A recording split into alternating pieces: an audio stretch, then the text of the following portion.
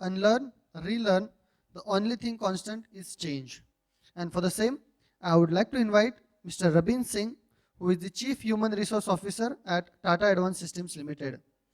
He brings in 25 years of diverse HR experience, and prior to this, he was Vice President HR at Tata Teleservices. He was Head of Talent Management for Tata Power Delhi Distribution Limited, catering an amalgamated workforce from Tata Power and erstwhile Delhi Vidyut Board. Before joining the House of Tatas, Rabin worked with NTPC Limited, where he started his journey as a management trainee. Please welcome Mr. Rabin with a huge round of applause. A very good afternoon to all of you. Slightly difficult task after Gaurav and Shreyasi for me to, talk about, a couple of words: learn, unlearn, relearn, and change together. Gaurav spoke so well about the aspects of learning, digital learning, and Shreyasi spoke so well about, the entire aspect of university and, the school of learning. And I think that is how I would like to link how I start my thoughts. I would not say a presentation. I would just share my thoughts and a bit of practical experience of working in companies which are they are new age, but not necessarily in the context of the kind of companies that we just spoke about. So I work for an aerospace and defense company, a sector that is completely new to India, but extremely important for the kind of geopolitical context that the world is into, and India as a country also is into. So kind of will throw some glimpse there, and of course share my experiences. Every day is a school day.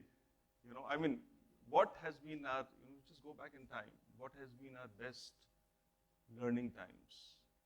Of course, school, We actually could dive into the ocean of learning, we changed subjects, we grew our classes, it was a joyous time. If any one of you and all of us collectively have to go back and think about what has been our best learning times, I'm sure all of us will say it has been school, isn't it?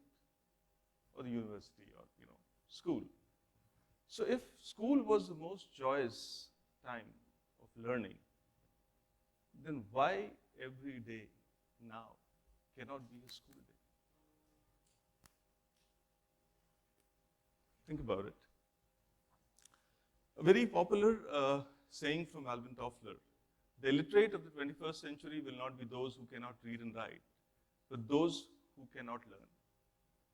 And trust me, the synonyms of learn now are actually unlearn and relearn. It is not that you have to learn. Of course, one has to learn through multiple ways, whether it is digital, whether it is books, whether it is, peer learning, whether it is, learning by experience. But what is important with learn is that you got to unlearn something, If the jar is full, you got to kind of slightly empty the jar in the right way. And then, of course, refill it. Decide what is it that you would like to refill and how you would like to refill. Of course, that is what the change is all about. Let's kind of, take the example, and paucity of time, I would have loved to do a bit of a, talking with all of you. But what is the most interesting thing, if I were to ask you this question, what is the most interesting thing that all of you learned today? I'm sure all of you will come many things. I learned learning models, I learned, digital learning, I learned, learning effectiveness, and so on and so forth. I was there post the lunch. All of you would kind of say a lot of things that you would have learned in the session today, isn't it? A lot of learning today? Yes? Super. Now, if I ask you the question, what was one thing that you unlearned today?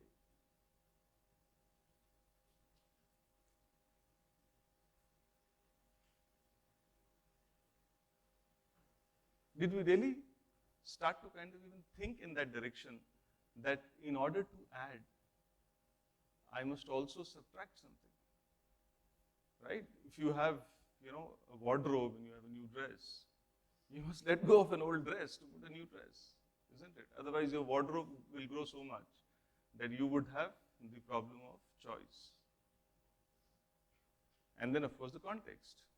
The suit that I wore when I got married is not the suit that I wear now when I go for my 25th marriage anniversary, isn't it? So I have to let go of the suit that I wore 25 years back. One must have the ability. So it's important to start thinking as to what am I unlearning? Because the environment, the context, the business landscape, and of course, the individual placement in the organizational, business, and the global landscape is definitely changing. So then, of course, we need to step back and see what is it that I am unlearning.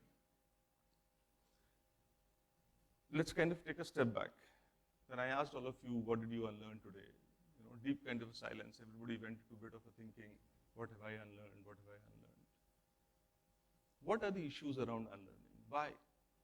I mean, what is the fundamental, if I were to kind of, ask you to step back, think, why that 10 seconds of complete pause on the question of what did I unlearn today?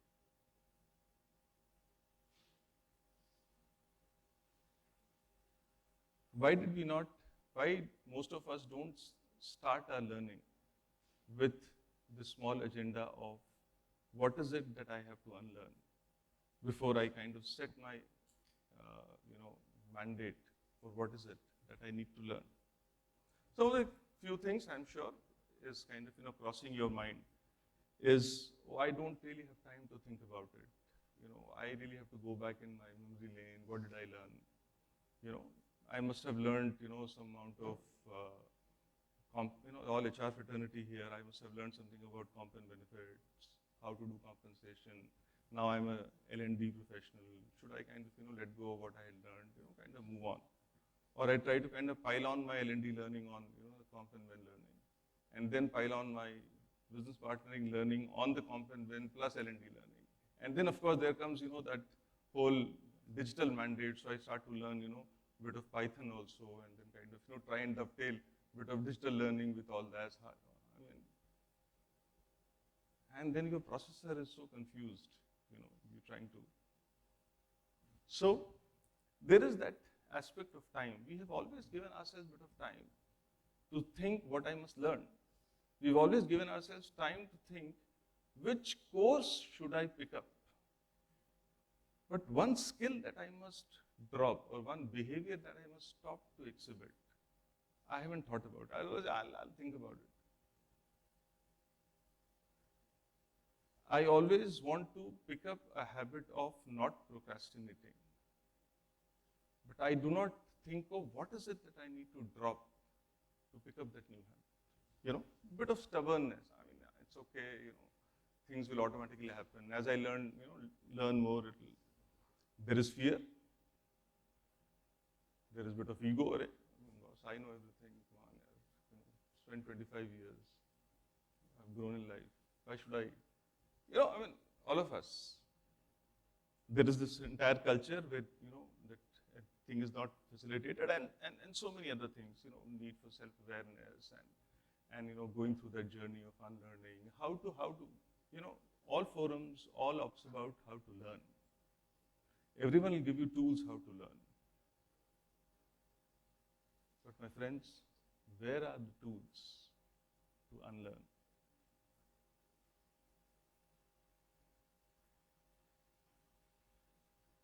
How many of you have taken a session? All of you are L&D professionals. Incidentally, I'm not from an L&D profession. You have? Many of you? Wonderful. So there is 25%, people who are saying that yes, there is this acceptance around unlearning, and unlearning is actually the first step to learning. And then, of course, from there, comes what is it that you need to relearn in terms of skills. The habit which I kind of spoke about, when we use, you have computers, you have mobile phones, and so on and so forth, and we are always, a new operating system, a new update in the software, in the computer. We're always, tapping at our IT guy is always, looking at Windows 10 and this version and that version. So we're so fond of continuously updating our computers, and we're so fond of updating the softwares in our mobiles. Not very fond of updating the software in our working memories. That is what I think unlearning and relearning and the change is all about. I'll give you two examples of what I personally experienced in my workspace on the changing environment and the changing era of learning. As I said, I represent aerospace and defense, a sector that is taking shape very effectively in India. And 23rd March 2020, COVID hit, and the entire world and the country was a bit of back in lockdown. And incidentally, aerospace and defense never went into lockdown. We continued to run our plants. We continued to kind of do stuff which was required for the world and was required for the country, which is what made us bring, and for those of you who are here from the manufacturing sector, for a manufacturing company to work, people have to be at the shop floor. You have to kind of put the products together. You have to get the assembly happening, and which is the time that we realized that we have to create those bio bubbles, which all of you would have heard about. Those bio bubbles were combination of workers. So in a manufacturing kind of setup, if all of you understand, the last mile is a jig where you have about 15, 20, 25 blue collar workers who actually always wait for instruction from their manager in terms of this part of the assembly and that part of the assembly and this part of the assembly to kind of come together. In a bio bubble, we let go of this manager and we said that, a bubble, a jig is equal to a bubble.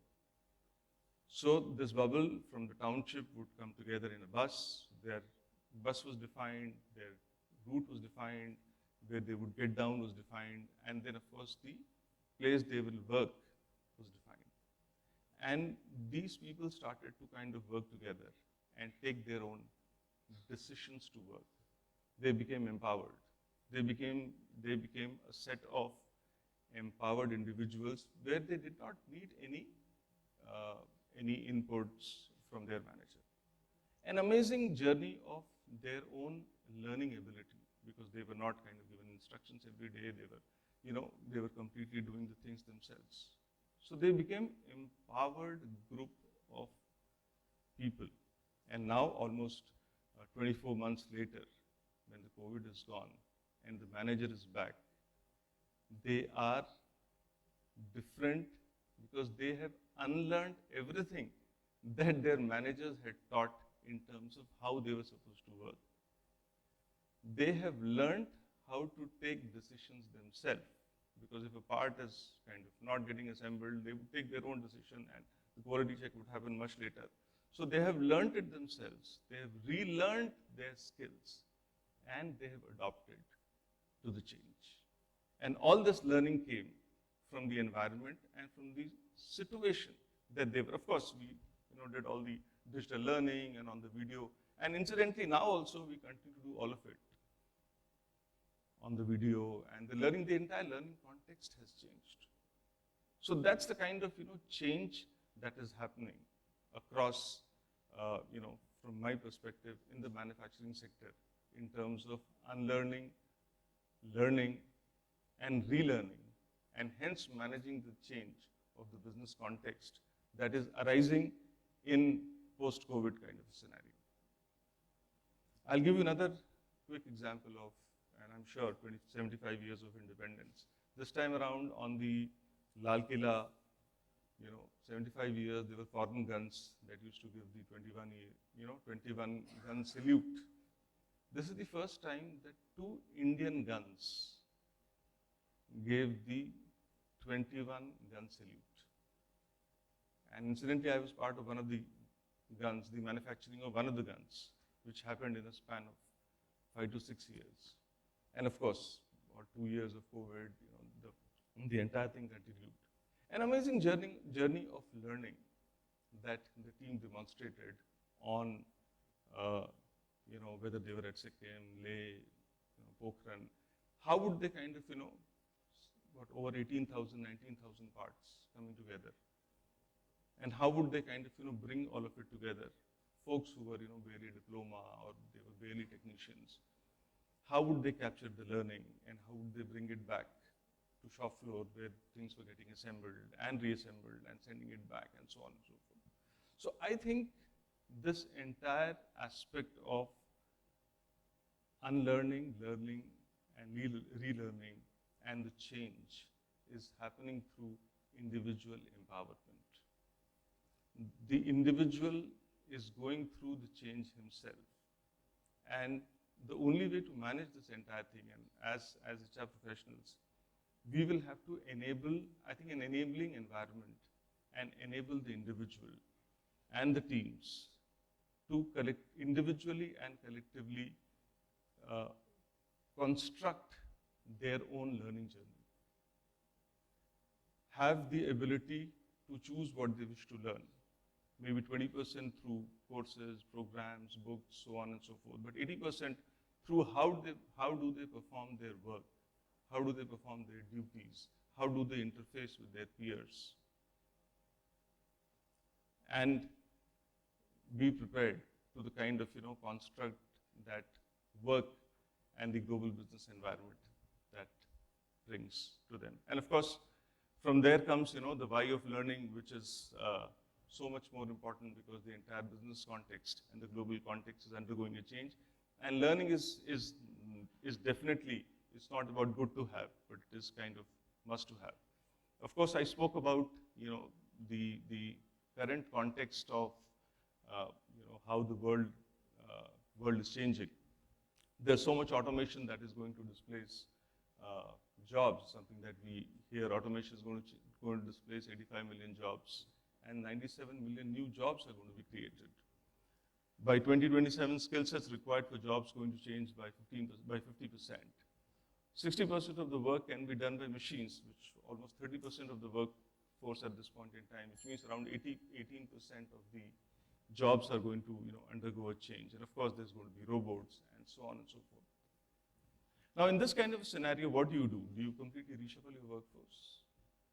Or do you create internal talent mobility and create a bit of unlearning and relearning there?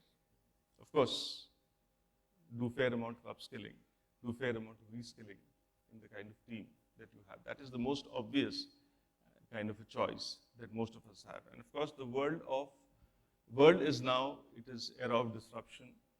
The gap is widening between the talent requirement and the skills that the current talent has. And of course, the focus on learning has to be fairly holistic. And we have to create a super learning environment which is enabled and empowered for people to choose what they need to learn.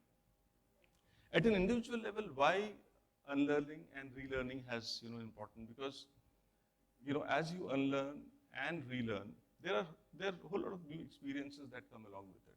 You are learning so much about yourself, potential to do kind of things that you wish to. Today, careers are not fixated. HR people can get into business. The finance guys are wanting to get into, human resources and so on and so forth. So there are a fair amount of, at an individual level, those options of, making career choices. You gain new insights about yourself. Of course, as you learn new things, there is a fair amount of positivity and optimism that happens in oneself. There is definitely personal growth. And of course, since as you learn, if you remember as youngsters or even now when you achieve things, there's a fair amount of confidence that comes into you. So there is that individual personal strength that comes in. And of course, from an organization context, there is so much of a talent pipeline that you create. There's a learning and development culture and environment that is available in the organization. You'll be able to, since you are a learning organization, you can attract and retain new talents. You can address your skill gaps. Of course, there is fair amount of, because your employees are having multiple skills, there is fair amount of multi-skilling that people do. There is a lot of talent fungibility that you can create, and there is fair amount of cost reduction that you have. Needless to say that when employees learn multiple skills, they can actually choose multiple career path, and there is a lot of engagement. And today, in this era of great resignation, one of the few things that can attract and retain talent is definitely a good learning environment. The entire aspect of learn, unlearn, and relearn, which is similar to upskill, reskill, and redeploy, is all about building a future-ready workforce, where it's all about your learning and development strategy to retain the right talent, and of course, creating the desired talent base for the kind of growth in the business or kind of business opportunities that are there. Charles Darwin actually, had put it, perfectly in the kind of words that, we understand it. It is not the strongest of the species that survive, but the most adaptable. And most adaptable species are the ones who learn the fastest.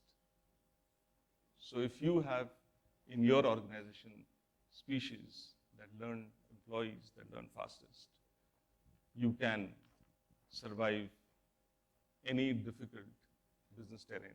And of course, I learned it through my own experience of seeing very difficult products being built in the organization, because the workforce was fairly adaptable to these difficult times, learning and doing it, learning the change, living the change, and working in a changed environment through an empowered opportunity.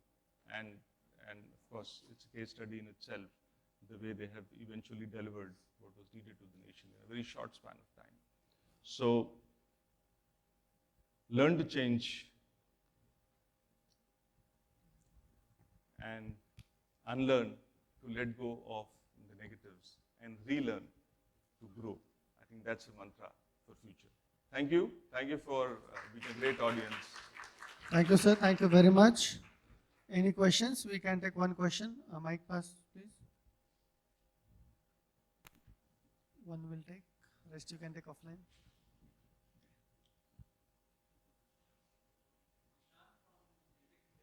Yeah.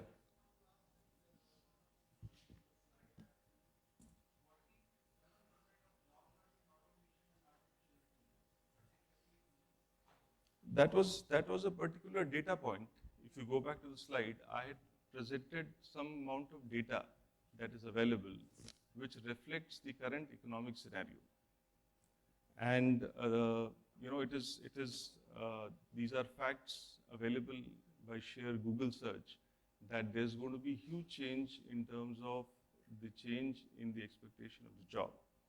The old skills will go away, the new skills will come. The artificial intelligence, automation will result in some of the older jobs being reduced and newer opportunities being created. So if you kind of look at it, it was, if I remember right, some 87 million jobs will be replaced by another 97 million jobs, which will require a very different kind of skill set. So there's going to be change in terms of requirement. The earlier skills for almost 18% of the job roles today will not exist, which includes almost 3 million robots or bots replacing the workforce. But that does not mean the current workforce will have nothing to do. They may have something more to do, something different to do. Are we prepared for what else are we supposed to do? Are we skilled enough? So it is both. At a personal level, are we kind of skilling ourselves? That's one. The second is, at an organization level, are you preparing your workforce? So it's like that. At a business level, if you don't bring in the change, as a business, you don't survive. At a personal level, and of course at an organizational level, if you don't bring in this change in the skills of the people, and people don't bring in the change in their skills themselves, then they're out of the market. So you would see today that there are as many people who are jobless as there are jobs in the market, right? So the TV, there is unemployment. All political parties are, doing dharna around unemployment. And as an organization, all of us are facing the great resignation, which means there are jobs and there are opportunities which people are taking. And there are so many people who are still jobless. So I think the gap is only about skill, or skill which is not commensurate to the requirement of the business. Yeah. Thank you, sir. Thank you very much.